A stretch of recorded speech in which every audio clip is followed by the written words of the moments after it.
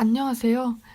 제가 업로드한 이 영상에서는 고등학교 3학년 때 배우는 물리인 물리2에 관한 설명을 해볼 거고요.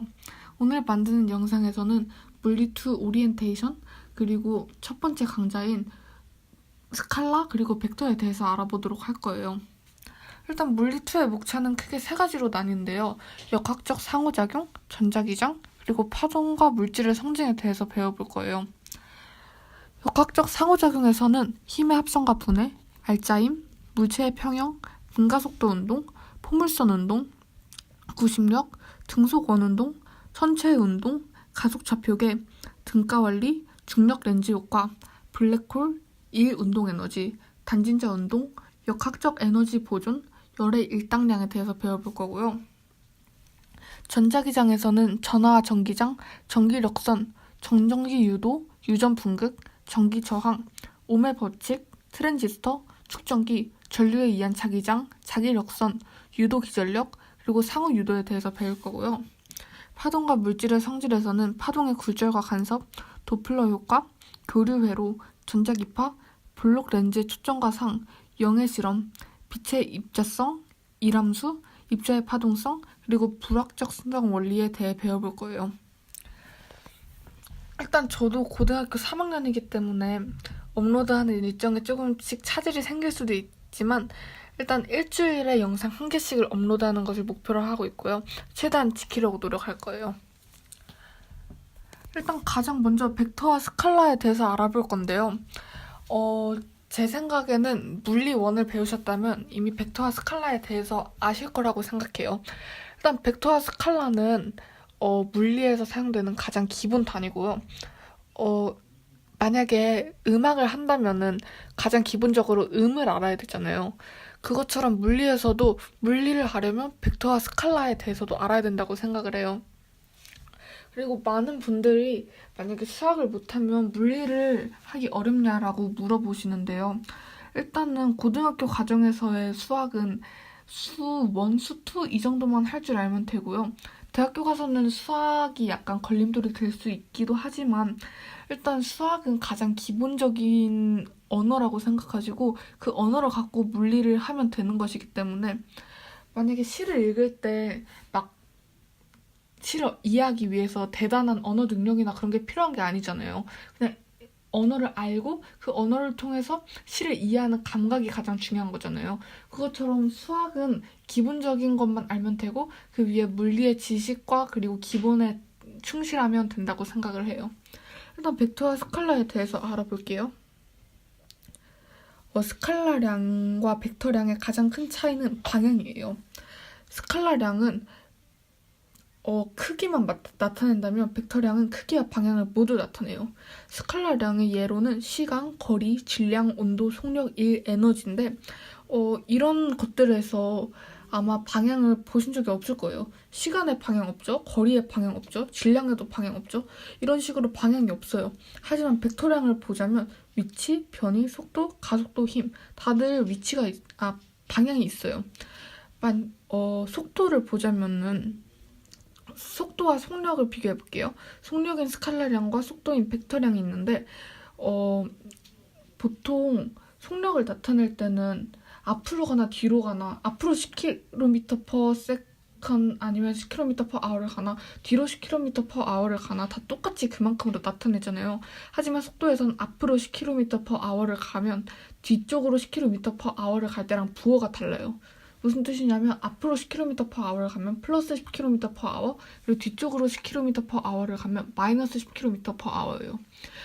하지만 벡터량은 항상 이렇게 플러스 마이너스로만 방향이 있는 건 아니고요. 조금 더 배우게 되면 X축에서 몇 도, Y축에서 몇 도 이런 식으로 각도로 나타내기는 하는데요. 이거는 일단 나중에 배우고요. 벡터 합성이 뭐냐면 벡터가 방향이 있으면 이 방향을 무조건 X축과 Y축으로 나누게 돼요. 그건 조금 뒤에서 하고 벡터가 두 개 이상이 있으면은 두 개를 합성하게 되는데요. 벡터의 합성은 평행사변형법 그리고 삼각형법이 있어요. 만약에 벡터 A와 벡터 B를 합칠 때 평행사변형법을 합치려면 출발점 두 개를 연결시켜요. 그리고 그 두 개에 따라서 X축, 그러니까 B축과 A축에 따라서 옆에 이 점선을 그리고요. 그 점선을 원점에서부터 꼭지점까지 연결해주면 C 벡터가 나오잖아요. 이게 평행사변형법으로 벡터를 합성한 거고요. 삼각형법은 A 벡터와 B 벡터가 있으면 A 벡터의 끝, 그러니까 화살표의 끝을 B점의 시작점에 연결을 해요. 그래서 A점의 시작점과 B점의 끝점을 연결을 시켜주면 C 벡터가 나오는 거예요. 둘 다 결과는 똑같지만 삼각형법이 조금 더 세련된 방법이라고 생각하시면 돼요. 그리고 벡터의 뺄셈은 위에 보시면 A 벡터 빼기 B 벡터잖아요. 일단 수학에서 마이너스는 아예 음의 방향 이런 식으로 생각을 하는데 물리에서 마이너스를 붙이는 건 그냥 방향이 반대로 된다고 생각하시면 돼요. 그래서 B 벡터가 원래 있으면 B 벡터의 원점을 중심으로 같은 크기의 반대 방향으로 화살표를 그려주면 그 화살표와 A 벡터를 연결시켜줘서 평행사변형법으로 이렇게 연결을 해주면 벡터의 뺄셈이 완성이 돼요. 여기서 가장 중요한 건 B가 만약에 음수의 방향, 그러니까 마이너스가 붙으면 그냥 방향을 반대로 바꿔주셔서 앞에 벡터의 합성과 똑같이 해주시면 된다고 생각하면 될 것 같아요. 그리고 벡터 분해, 이 부분이 제 생각에는 고등학교 2학년 때 물리 1을 배울 때 이런 벡터 분해, A 사인, 코사인 이런 게 나오면 가장 어려웠다고 생각이 드는데요. 일단 아까 말씀드렸다시피 무슨 벡터가 나오면 이걸 무조건 X축과 Y축으로 분해를 해줘야 돼요.